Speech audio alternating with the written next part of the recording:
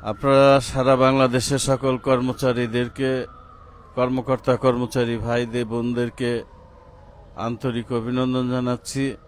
বাংলাদেশ দাবি আদায় ঐক্য পরিষদের আহ্বানে নবম পে কমিশন আদায়ের জন্য আপনারা কেন্দ্রীয় শহীদ মিনারে শান্তিপূর্ণভাবে অবস্থান করেছিলাম এবং শান্তিপূর্ণ সমাবেশ থেকে আমরা আমাদের প্রজ্ঞাপনটি পাওয়ার জন্য নোবেল বিজয় ডক্টর ইউনূস সাহেব, রাষ্ট্রের অন্তর্বর্তী সরকারের প্রধানের কাছে আমরা গিয়েছিলাম যে তার কাছে আমাদের কষ্টের কথাগুলো বললে হয়তো আমরা প্রজ্ঞাপনটা পেয়ে যাব।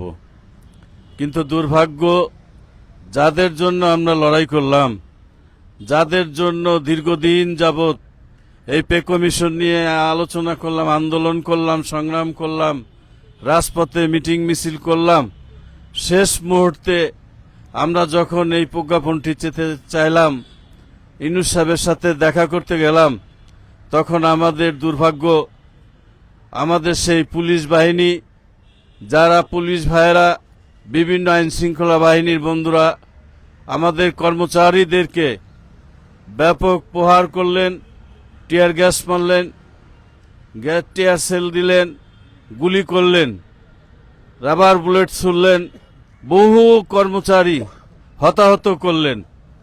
আপনারা জানেন, বাংলাদেশে 17টি বৎসর পরে একটি গণতান্ত্রিক প্রক্রিয়ায় ছাত্র জনতার গণ অভ্যুত্থানের মধ্য দিয়ে বৈষম্য মুক্ত একটি সরকার, যিনি বিবেচনা করে আমাদের পে কমিশনটি দেওয়ার জন্য আন্তরিকভাবে তিনি বলেছিলেন। আমরা সেই আশায় বুক বেঁধেছিলাম। সারা বাংলাদেশের কর্মচারীরা আজও অপেক্ষায় আছি যে ডক্টর ইউনূস সাহেব সারা পৃথিবীর একটি পরিচিত মানুষ, সারা পৃথিবীর মানুষ যাকে সম্মান করে, বাংলাদেশের 22 লক্ষ কর্মচারীর হৃদয়ের থেকে তাকে অনুভূতি করবে, মনে রাখবে আমাদের পে কমিশনটা যদি প্রজ্ঞাপনটি দিয়ে যান। আমরা আজকেও মনে করি যে হাসপাতালে দেখেন, কালকে থেকে আমরা বিভিন্ন হাসপাতাল ঘুরেছি, 6 তারিখ থেকে যে সমস্ত আমাদের কর্মচারীরা আহত হয়েছে তাদের দেখার জন্য আজকেও ঢাকা মেডিকেল কলেজে অনেক লোক এসেছে।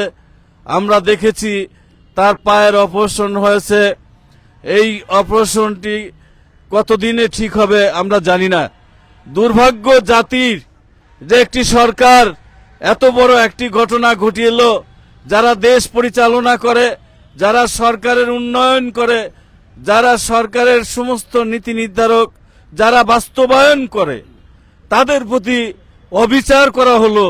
কিন্তু সরকারের পক্ষ থেকে আজও আমাদেরকে ডেকে একটি বিবৃতি প্রদান করলেন না, একটি আলোচনার পরিবেশ তৈরি করলেন না।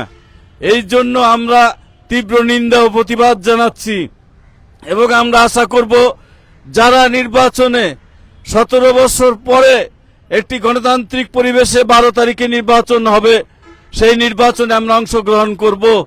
কিন্তু আমরা তাদের কাছে আমাদের আশা, তারা যেন আমাদেরকে একটু সহযোগিতা করে বলেন যে অবিলম্বে আমাদের পে কমিশনের সমস্ত কিছু রেডি করে রাখছেন। অর্থ উপদেষ্টা বলেছেন বাজেট পর্যন্ত রেডি করে রেখেছেন। তাহলে শুধু প্রজ্ঞাপনটা সই করে ডক্টর ইউনূস সাহেব যেন আমাদেরকে দিয়ে যান, এই আমরা আশা করব প্রত্যেকটা রাজনৈতিক দলের নেতৃবৃন্দের কাছ থেকে। সামনে নির্বাচন, আপনাদের বোঝা উচিত 22 লক্ষ কর্মচারীদের, শুধু 22 লক্ষ কর্মচারী না, 22 লক্ষ কর্মচারীদের সাথে 3 কোটি ভোটারের সম্পর্ক আছে। এই ভোটগুলোও তো আমরা দেব।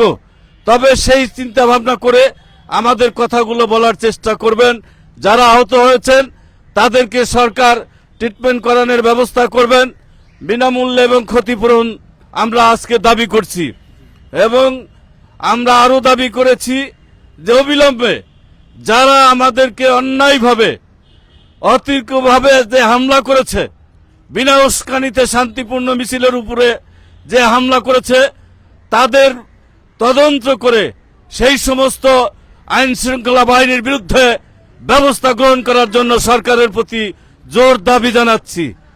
পরিশেষে সবাইকে ঐক্যবদ্ধ থেকে আমরা আমাদের দাবি যেন আদায় করতে পারি, সেই জন্য সকল জেলায়, ইউনিট শাখায়, প্রত্যেকটি উপজেলায় সকল ভাইয়েরা হতাশ না হয়ে আপনারা ধৈর্য ধারণ করবেন।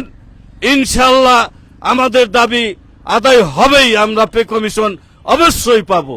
ধন্যবাদ সবাইকে।